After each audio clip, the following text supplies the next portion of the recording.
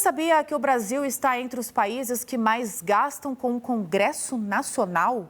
Os parlamentares estão em recesso e vão retomar as atividades em 2026, a partir de fevereiro, agora, dia 2, com um orçamento de cerca de 18 bilhões de reais para o ano, sem considerar as emendas parlamentares. O Brasil possui o segundo parlamento mais caro do mundo, atrás apenas dos Estados Unidos. Se levarmos em conta o quanto o orçamento do Congresso representa no Produto Interno Bruto, somos os líderes do ranking. A informação é da União Interparlamentar, organismo da ONU que acompanha e compara o funcionamento dos parlamentos em diversos países. Só em salário, cada parlamentar recebe R$ 46.366,19 por mês. Mas o custo do mandato vai muito além dos rendimentos mensais. Cada deputado ou senador tem direito à chamada cota para o exercício de atividade parlamentar, usada para custear passagens aéreas, combustível e aluguel de veículos.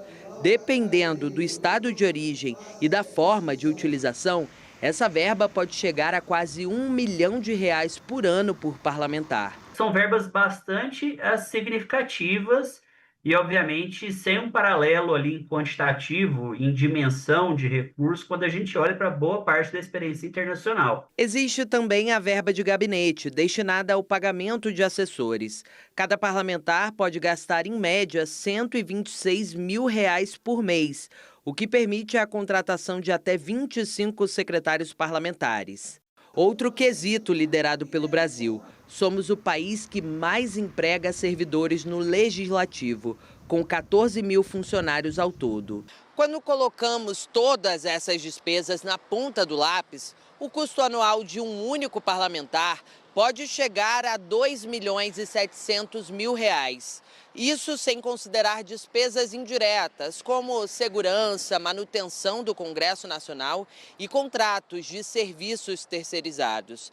Para além disso, o Congresso ainda controla uma parte expressiva do orçamento federal via emendas parlamentares. O montante aprovado para 2026 é de 61 bilhões de reais. Nosso sistema político, que nós optamos em construir, o voto proporcional nominal, sem territorialização, é um sistema eleitoral político e partidário caro.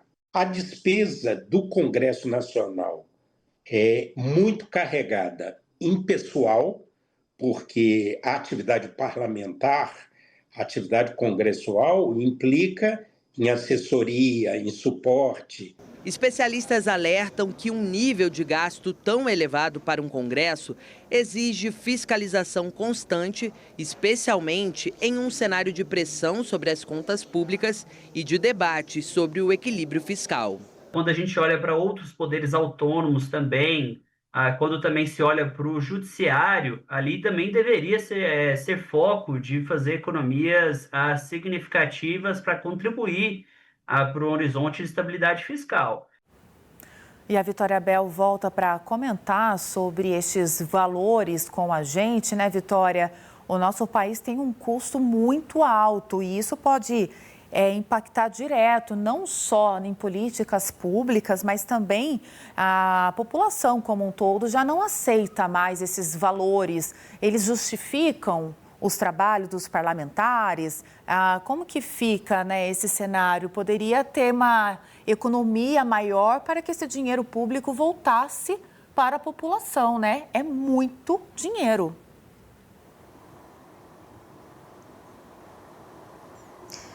Pois é, de fato, alguns cortes poderiam ser feitos no Congresso Nacional, custos poderiam ser cortados, principalmente quando a gente olha algumas regalias que os parlamentares têm ali durante os seus mandatos, carros particulares, passagens aéreas ali sem muitas vezes limites de valores. Tudo isso poderia ser ajustado, inclusive o número de funcionários nos gabinetes.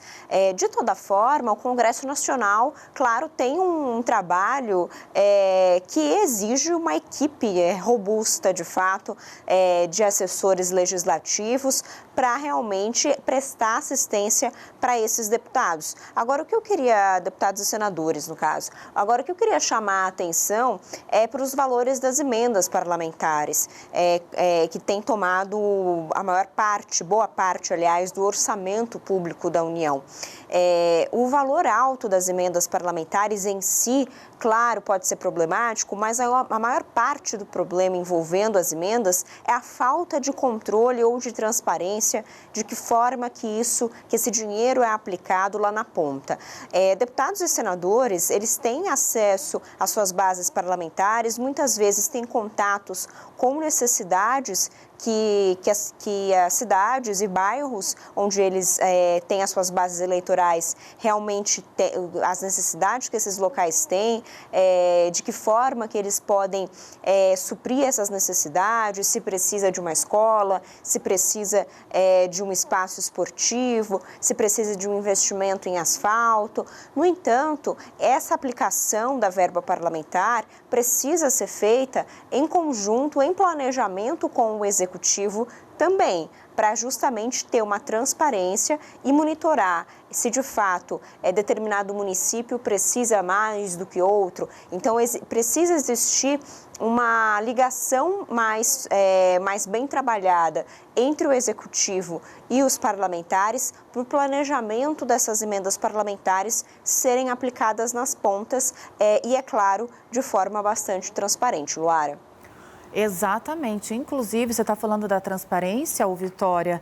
Eu entrei aqui no Tesouro Transparente, que é um perfil onde a gente consegue acompanhar quais são as emendas, quais são os valores, para onde elas vão. A gente sabe que existe toda uma investigação que está partindo também, inclusive o ministro Flávio Dino querendo cobrar em relação aos recursos federais, essas emendas, mas quando a gente pega essas emendas que vão para as bancadas, a grande maioria é destinada para projetos na área da saúde, por exemplo. E a gente sabe o quanto o SUS ele é importante, é o Sistema Único de Saúde, o quanto muitas pessoas dependem do SUS. A tabela é muito defasada, então muitos hospitais também, santas casas, têm dificuldades financeiras para fazer essa gestão. A demanda é muito grande, então essas emendas, elas são importantes, elas ajudam, mas elas precisam de fato ser aplicadas onde tem um problema e que leve solução para a sociedade como um todo. E é super importante a gente sempre bater nessa tecla da transparência, porque é o dinheiro público. Se não está sendo investido por parte do governo de projetos, se é uma emenda parlamentar, que o parlamentar, então, ele faça um bom uso e um bom destino desse recurso para que a gente possa ter também retorno enquanto sociedade.